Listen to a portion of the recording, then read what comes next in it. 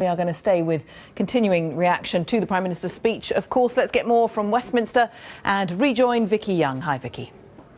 Downing Street said this was going to be a significant speech, and it certainly was. A lot in there from Theresa May, finally confirming that she says the UK will have to be outside of the single market because she knows that some of the things that she wants she can't get if the UK stays in it. Let's speak now to the Home Secretary, Amber Rudd, who joins me now. A lot of Theresa May's speech was really appealing to our European colleagues to be pragmatic, to say, look, we've been partners for years, let's carry on that close cooperation. Is there any evidence, though, that they have that goodwill towards us? Well, I think you're absolutely right. What she set out today was a really positive tone, showing us in the UK what our opportunities are, but also how this can work for our European friends, for the EU and for European countries individually. I mean, the audience was partially made up of ambassadors. And yes, I think that we are beginning to hear much more encouraging noises from Europeans about how they would like to work with us. Nobody wants to have a new relationship with the UK, which would be bad for them. And it's up for us to make sure that we set it out very clearly for the European Union that what we want is good for them as well. She said we want the widest possible access to the single market. That would be good for us, but it would be good for the EU as well. We want strong trading partners. She was conciliatory in places, but elsewhere there seemed to be a bit of a threat there, saying we will walk away if you don't give us a good deal. Is she really prepared to walk away without a deal? Will businesses in the UK now have to prepare for that? I think it was absolutely right that she set out the key policy objectives, but also said if we can't achieve those, we are nevertheless leaving the European Union. We can't have a set of objectives which we hide behind and then if we didn't achieve, we wouldn't leave. She was absolutely clear that this is a one-way direction, but we want the best despite that with everybody else. But that then could mean tariffs on goods for exporters here. They will be concerned about that. Well, she did hint at that, but she also, I think, gave a very optimistic, excited and positive picture of the negotiations that we can have with the European Union. So that is absolutely our preferred way forward. When it comes to the customs union, she said she had an open mind on parts of that. Is that partly, though, because around the cabinet table there is no agreement on this?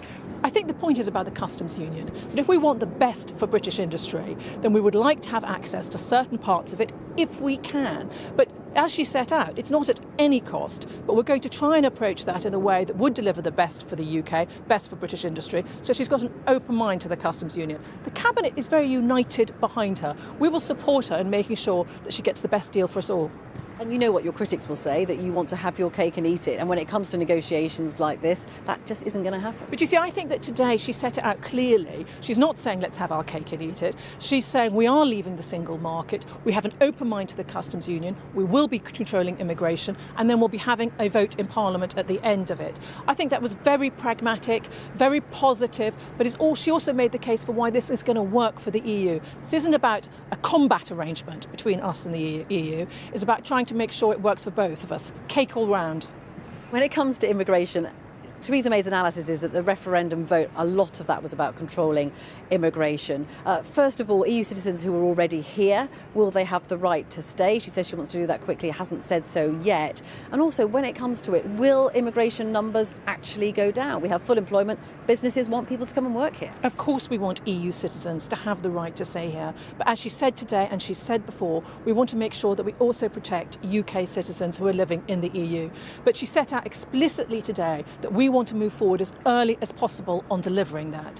In terms of immigration, we will be controlling our immigration from the EU in a way that freedom of movement did not allow us to do in the past. But she also set out the fact that we will have businesses in mind when we do that. And we want to continue to attract the brightest and the best so that they build our businesses, start new ones, and we continue to be a great place to come to. But we will be making those choices. Just finally on that confirmation of a vote in Parliament at the end of this process, what on earth happens if Parliament decides not to approve it? Well, that's for us to make sure, as the government, that we do a deal with the EU, which we can demonstrate is good for the UK, is good for businesses, and then we've got to make sure that we do win it in Parliament, which I'm confident we will.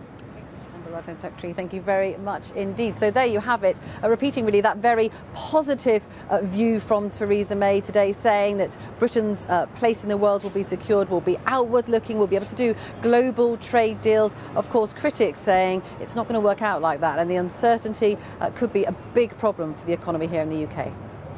Vicky, thank you for now.